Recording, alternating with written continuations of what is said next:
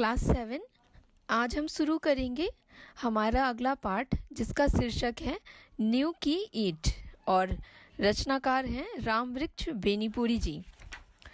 तो हम देखेंगे हमारे पुस्तक में ही रामवृक्ष बेनीपुरी जी का जीवन परिचय दिया गया है। उनका जन्म सन 1902 में बेनीपुरी नामक गांव मुजफ्फरपुर जिला बिहार में हुआ था। सन 1920 में वे गांधी जी के असहयोग आंदोलन में बढ़ चढ़कर भाग लिया उन्होंने और अनेक बार जेल भी गए।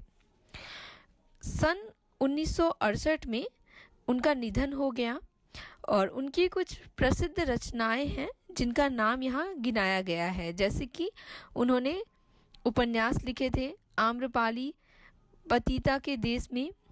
उन्होंने कहानी संग्रह लिखे थे माटी की मूर्तें। उन्होंने कुछ नाटकें लिखी थी, जैसे कि सीता का मन, संघमित्रा, अमर ज्योति, और निबंधों और रेखा चित्र भी उन्होंने लिखे थे, जैसे कि गेहूं और गुलाब आदि। तो यहाँ उनकी सभी रचनाओं का नाम गिनाना संभव नहीं है, इसीलिए यहाँ उनके कुछ रचनाओं का नाम गिनाया गया है। अब हम देखेंगे यह जो पाठ है यह एक निबंध है। तो इस निबंध में रामवृक्ष बेनीपुरी जी ने दुनिया के ऊपरी दिखावे पर व्यंग्य कसते हुए उन्होंने लिखा है कि ऊपर का जो आवरण है वह सबको दिखता है, परंतु नीचे के जो ठोस सत्य होते हैं उन पर लोगों का ध्यान नहीं जाता है। लेखक ने नींव की पहली ईंट का गुणगान किया है और अंगूरे की ईंट को, अर्थात जो शिखर की ईंट को वर्तमान की प्रतिस्पर्धात्मक संस्कृति का परिचायक माना है, क्योंकि जो पहला ईंट होता है, जो नींव अर्थात जिससे निर्माण का पहला जो ईंट होता है उसका गुणगान जरूरी है।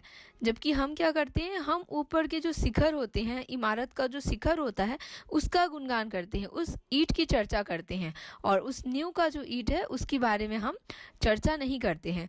तो यह जो प्रवृत्ति हमारे अंदर है इस पर लेखक ने व्यंग्य किया है और इस निबंध के माध्यम से उन्होंने इस ठोस सच्चाई को हमारे सामने रखा है।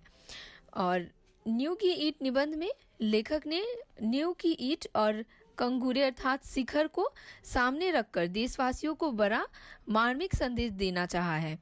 नींव की ईंट और अंगूरे दोनों ही भवन के अंग हैं, किंतु दोनों के भाग्य कैसे अलग अलग हैं। एक का बलिदान अज्ञात रह जाता है, अर्थात कोई उसके बारे में नहीं जानता है, और दूसरे के बलिदान को प्रशंसा और सम्मान का सौभाग्य प्राप्त होता है। सब उसकी चर्चा करते हैं, सब उसका सम्मान करते हैं। यही नियति देश के लिए आत्म बलिदान करने वाले देशवासियों की भी है। उन्होंने ऐसा कहा है, जिन्होंने मौन भाव से चुप रहकर अपनी सुख सुविधा और जीवन को भारत माता के चरणों में समर्पित कर दिया, ये बलिदानी अपरिचित ही रह गए, इनके बारे में कोई नहीं जानता। दूसरे वे जिनको प्रशंसा मिली और जो कंगूरों अर्थात शिखर की भांति स्वतंत्र भारत के शीर्ष पदों पर सुशोभित हुए। लेखक का संदेश है कि हमें प्रख्यात और प्रशंसित लोगों के साथ ही उन अज्ञात बलिदानियों के योगदान को भी समान सामने लाना चाहिए, जिन्होंने विदेशी शासन का विनाश करने के लिए अपने जीवन को सहर्ष दान कर दिया था।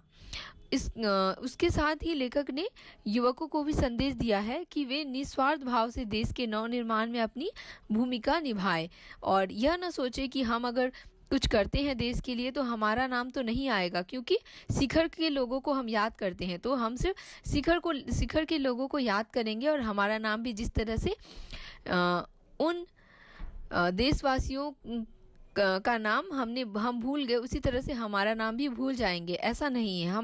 हमें अपनी जो सोच है उसे बदलकर हमें उन सभी के बारे में सोचना चाहिए, उन सभी को याद करना चाहिए जिन्होंने देश के लिए कुछ भी अपना जो जीवन का कोई भी क्षण दान में दिया हो।